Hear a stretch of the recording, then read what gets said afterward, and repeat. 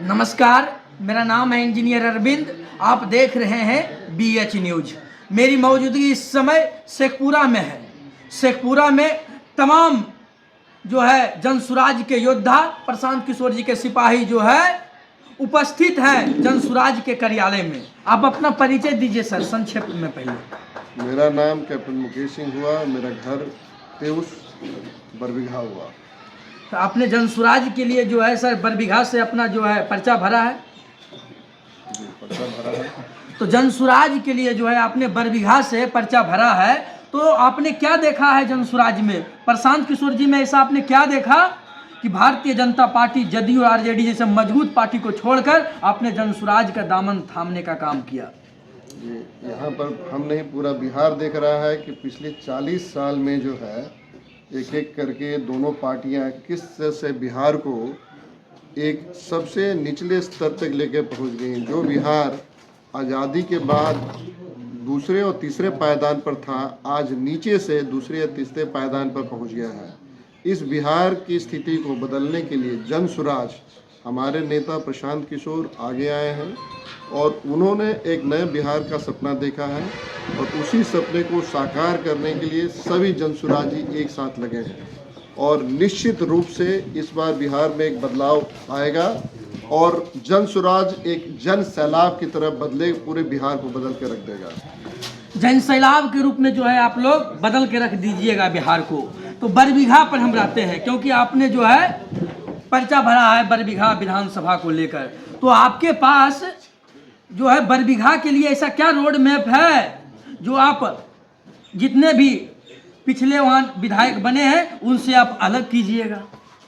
देखिए, road map मेरा नहीं, ये पूरे जनसुराज का है। जनसुराज का रोड मैप बहुत ही बेसिक है कि आज यहाँ पर जो शिक्षा का स्तर है, आज जो यहाँ पर बेरोजगारी की स्थिति है, इन और जो पलायन की स्थिति है, इस पर सबसे पहले जनसुराज काम करने वाला है। आज यहाँ पर अगर हम पूरे बरबीघा के नहीं, पूरे बिहार की बात करेंगे कि आज जो पलायन की स्थिति है, उससे यहाँ पर घर घर से ऐसा कोई भी घर नहीं होगा जिससे कोई भी नौजवान यहाँ पर काम करने के लिए बिहार से बाहर नहीं गया हो। आज उसका हालत आप देखिए, छठ, ईद और किसी भी मेजर त्यौहार में देखिए कि ट्रेन भर भर के लोग आता है, उसी में मर के आदमी पहुंच नहीं पाता है। छठ में वही हालत है, दिवाली में वही हालत है, ईद में वही हालत है। वो इसलिए कि यहाँ पर जो 15-20 हज़ार का अभी जो छोटा नौकरी है, उस नौकरी को भी बिहार अभी मुहैया नहीं करा पा रहा है। इसमें हम यही बोलें कि यहाँ नौजवान की कमी नहीं है। खास करके गार्जियन इस बात को समझें कि कमी नौजवान में नहीं है, कमी हम लोगों में है कि उस नौजवान को हम लोग यहाँ पर नौकरी नहीं दे पा रहे हैं। इसी बदलाव को हम बरबीघा नहीं, पूरे बिहार में लाने वाले हैं। पलायन एक जो है सर प्रमुख कारण है। आज़ादी से लेकर अभी तक हर एक चुनाव में, चाहे विधानसभा की बात हो या लोकसभा में, पलायन जो है सबसे बड़ा जो है मुद्दा रहता है। लेकिन जैसे ही चुनाव खत्म होता है, पलायन का मुद्दा जो है ठंडे बस्ते में डाल दिया जाता है। तो आपके नेता के पास ऐसा क्या रोड मैप है कि जो है आप लोग जो हर महीने लाखों की संख्या में युवा बिहार से बाहर जाते हैं, उस पर जो है अंकुश लगेगा? देखिए, पलायन इसलिए है कि यहाँ पर बड़े बड़े फैक्ट्री नहीं लग रही है, इंडस्ट्री नहीं लग रही है। ऐसा नहीं है कि बिहार में कोई रोग है कि वो इंडस्ट्री, वो फैक्ट्री सिर्फ गुजरात में लगे, पंजाब में लगे और बिहार में नहीं लगे। वो इसलिए है कि यहाँ के जो मुखिया हैं, हमारे जो मुखिया, जो इस प्रदेश के मुखिया, जो मुख्यमंत्री जी हो गए, उनकी स्थिति ये है कि आज न कुछ बोलने की स्थिति में है, न सोचने की स्थिति में है। तो यहाँ पर चंद जो कुछ अधिकारी हैं, वही इस पूरे प्रदेश को चला रहे हैं। तो जैसे ही कोई बड़ा उद्योगपति यहाँ पर उद्योग लगाने के लिए आता है, तो उसको इतनी अड़चनें आती हैं कि वो यहाँ पर उद्योग नहीं लगा पाता है। उसके चलते यहाँ पर नौकरी नहीं मिल रही है। तो कमी जगह में नहीं है, कुछ नहीं करना है, सिर्फ एक ऐसा व्यवस्था देना है जिससे कि यहाँ पर लोग आएँ, अपना रोजगार लगाएं और यहाँ के जो युवक हैं वो भी अपना स्वरोजगार कर पाएँ। तो जनसुराज आने के बाद कोई ऐसा नहीं है कि कोई तिलिस्म का जो आपका दिया जला देगा।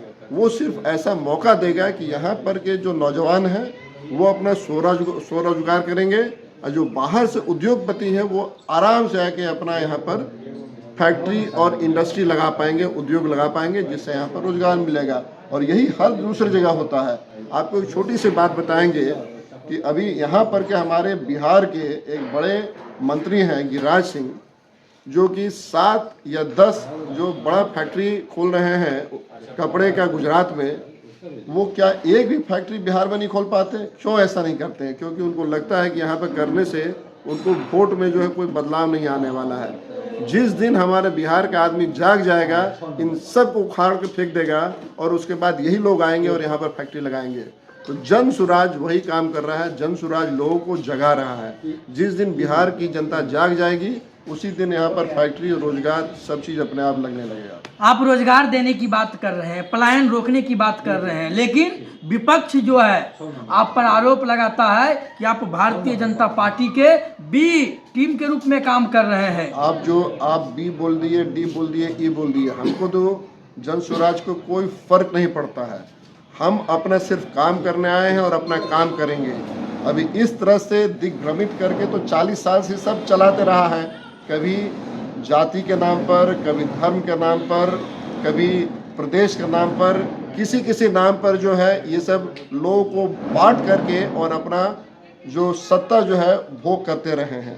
तो जन स्वराज को कोई फर्क नहीं पड़ता है कि आप बी बोलिए, सी बोलिए या पी बोलिए, हम अपना काम करने आए हैं। जन स्वराज जो है पूरी तरह से आश्वस्त है कि बिहार में बदलाव ला के रहेगा। बिहार में जो है बदलाव ला कर रहेगा जन स्वराज। हम बरबीघा पर आते हैं।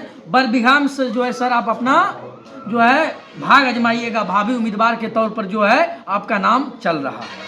तो बरबीघा विधानसभा में 3 प्रमुख समस्या क्या है? जब आप विधानसभा में जीत कर जाइएगा तो विधानसभा के पटल पर जो है उस चीज को उठाने का काम करिएगा। देखिए, बरबीघा में अगर सिर्फ बरबीघा की बात करिए तो यहाँ पर पैन की समस्या बहुत बड़ी समस्या है। दूसरी बड़ी समस्या यहाँ पर जो है कि एक समय बरबीघा पूरे इस एरिया का, पूरे आप बोल सकते हैं नालंदा से लेकर के और गंगा के इस पार का शिक्षा का केंद्र था, जहाँ पर हमारे रामधारी सिंह दिनकर जैसे लोग हुए हैं जो यहाँ पर एक शिक्षा का केंद्र बनाए थे।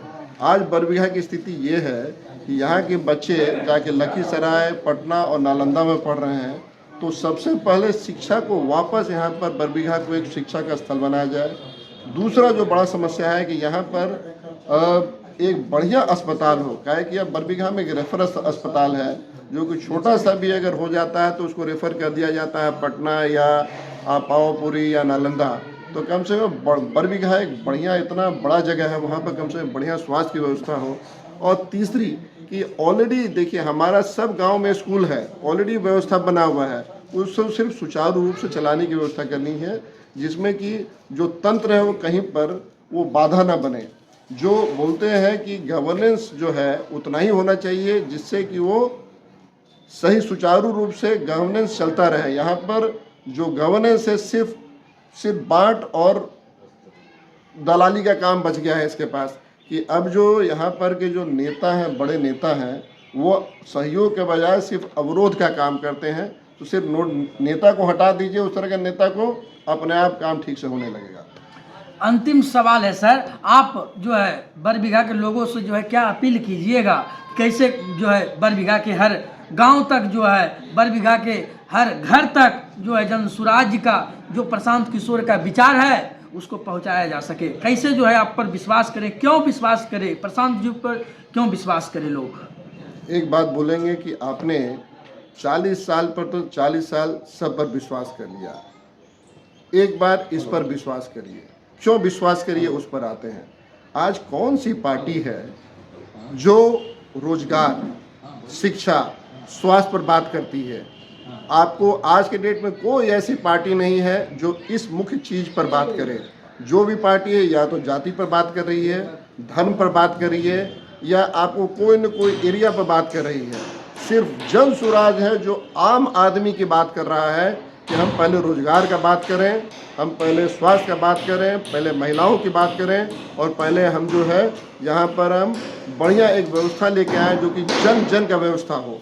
तो इस पर हम दूसरा बात ये बोलेंगे कि आप अपने नेता से पूछिए, जिसको आपने पिछला 5 साल रखा है, वो क्या आपके एरिया में 5 साल आए, उन्होंने क्या किया, उससे आप रिपोर्ट कार्ड लीजिए, अपने आप आपको समझ में आ जाएगा कि हम क्या बात बोल रहे हैं।